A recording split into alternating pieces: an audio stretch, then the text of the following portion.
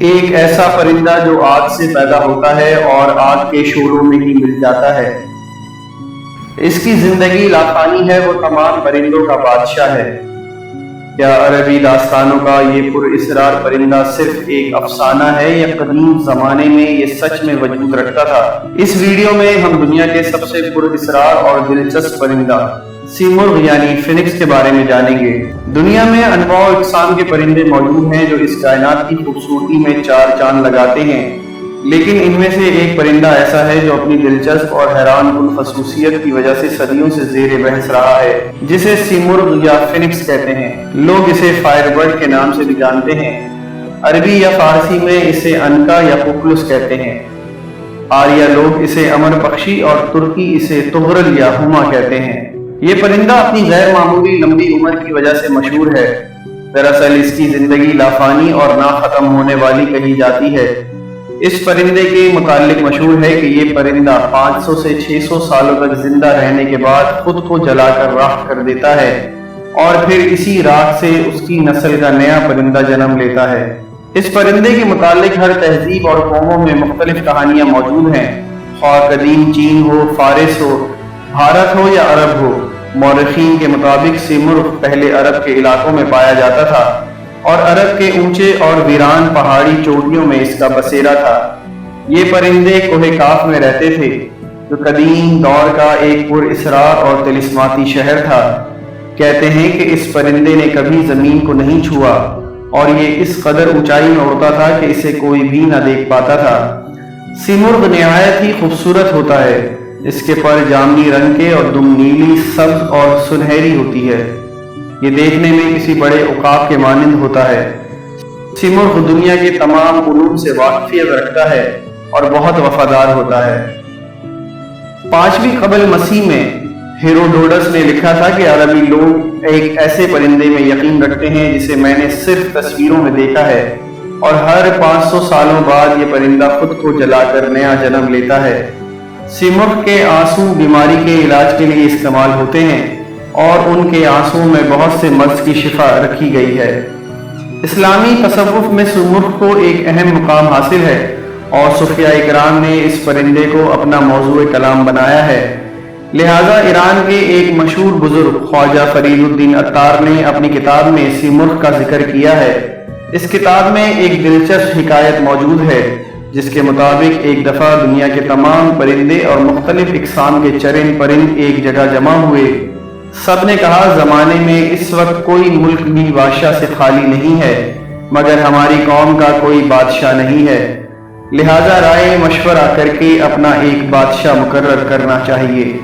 چنانچہ تمام پرندے سر جوڑ کر بیٹھ گئے اور اس میٹنگ کا آغاز ہوا۔ ہدہد جو اب تک اس میٹنگ سے غیر حاضر تھا، جو اس اجتماع میں آیا۔ ہدہد وہ پرندہ تھا جسے اللہ نے عقل کامل عطا کیا تھا اور وہ ہر نیکی اور برائی سے آگاہ تھا۔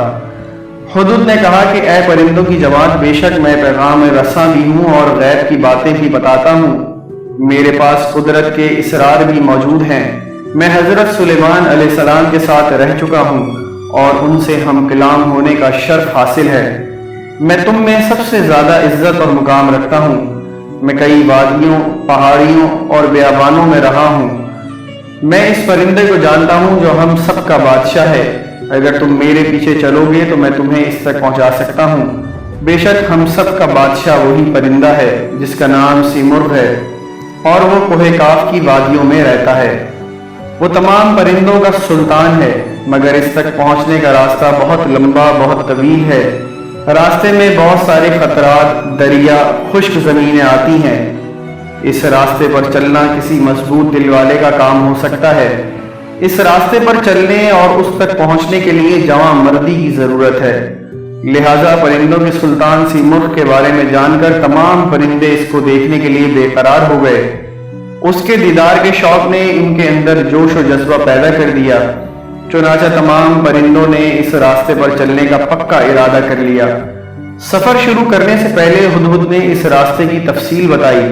اس نے بتایا کہ اس راستے میں تمہیں 7 وادیوں کو پار کرنا ہوگا۔ پہلی وادی کا نام استغنا ہے۔ یہ بے نیازی کی وادی ہے جہاں ہر چیز کی حیثیت کم ہو جاتی ہے۔ दूसरी वादी इश्क की वादी है, इस वादी में जो भी जाता है आग बन जाता है। तीसरी वादी तलब की वादी है, इस वादी में तकलीफों मुश्किलात का सामना होता है। चौथी वादी मार्फत है, इस वादी में बेशुमार रास्ते हैं जहाँ चलने वाला खो जाता है। पांचवी वादी तौहीद की वादी है, इस वादी में कसरत भी वहदत नजर आती है और ये रास्ता एक पेचीदा राज है। छठी वादी हैरत की वादी है, यहाँ सिर्फ दर्द और हसरत मिलती है, हर तरफ अफसोस ही अफसोस होता है। और सातवीं और आखिरी वादी फिक्र और फना की है, ये वादी फरामोशी और बेहोशी की वादी है। ये पहुंचने वाला दीवाना हो जाता है और यहाँ गुम होकर रह जाता है। परिंदों ने सफर का आगाज किया।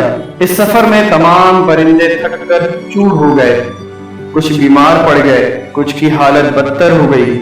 बुलबुल, तोता, चकोर, बाज और दूसरे इकसाम के परिंदों ने रास्ते में ही हार मान ली। परिंदों के बाल और पर खून आलूद हो गए, वो आहाजारी करने लगे। उन्होंने ऐसा रास्ता देखा जिसकी कोई इंतहा न थी, ऐसा दर्द देखा जिसकी कोई दवा न थी। इनकी कमर टूट गई। हजारों परिंदे तो दर्द और तकलीफ बर्दाश्त कर ना पाने की वजह से रास्ते में ही मर गए। उन्होंने हुदहुद से कहा, हम इतनी मुश्किल वादी को पार नहीं कर सकते। लिहाजा हुदहुद ने इन वादियों के दरमियान एक जगह पड़ाव डाला और तमाम परिंदों को जमा किया।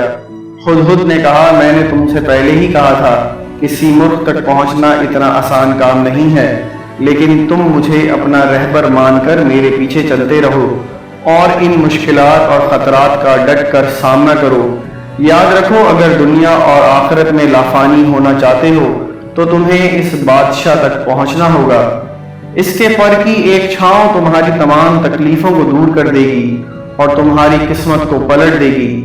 ऐ परिंदों की जमात, इस दुनिया में तुम्हें थोड़े ही दिन रहना है, फिर एक दिन तो तुम्हें मौत जरूर आएगी। लिहाजा दुनिया की नजासत में कीड़ों की तरह मरने से बेहतर है कि तुम अपने सुल्तान की बारगाह में जाकर शहीद हो जाओ और इज्जत की मौत मरो। हुदूद ने कहा, इस फानी दुनिया की मोहब्बत अपने दिलों से निकाल दो, तमाम ख्वाहिशात कुचल डालो, अपनी ख्वाहिशात पाक करो, दुनिया के हर चीज से बेनियाज हो जाओ, हौसले को बुलंद करो और इस ख्याली दुनिया से बेजार हो जाओ। परिंदे फिर से हौसला मंद हो गए, हिम्मत बांधा। लाखों हजारों परिंदे सफ और कतार दर कतार हुदहुद के पीछे चल पड़े। आखिरकार इस मुश्किल और तवील रास्ते को परिंदों ने पार कर लिया। इस लंबे सफर में सिर्फ 30 परिंदे यहाँ तक पहुंच पाए। इन तमाम वादियों को पार कर लेने के बाद वो कोहे काफ में दाखिल हुए। इस वादी में दाखिल होने के बाद जब उन्होंने अपने आप को देखा तो इनके जिस्म पर बाल और पर मौजूद न थे और इनका जिस्म आग में जल रहा था। तमाम परिंदे फानी हो गए थे। दरअसल इन्हें एक नई जिंदगी मिल गई थी। इन्हें कोहे काफ की ऊंची चोटी पर सीमुर्ग नजर आया। जब वो सीमुर्ग के पास गए और गौर से इसे देखा तो इन्हें खुद में और उसमें कोई फर्क दिखाई नहीं दिया। इस मंजिल तक पहुंचकर ना इनका कोई रहबर रहा था न रास्ता, वो खुद लाफानी हो गए थे।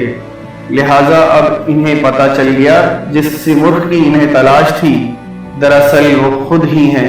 दरअसल सीमुर्ग के इस हिकायत के ज़मन में ख्वाजा फरीदुद्दीन अत्तार ने तसव्वुफ का मुकम्मल मुकदमा पेश कर दिया है कि कैसे एक शख्स दुनियावी ख्वाहिशात, नफ्स परस्ती, अना और हर चीज को नेस्त व नाबूद कर देने के बाद तसव्वुफ की तमाम मंजिलों को सर कर सकता है और तमाम मंजिलें तय करने के बाद फना हो जाता है और इसे मारिफत मिल जाती है।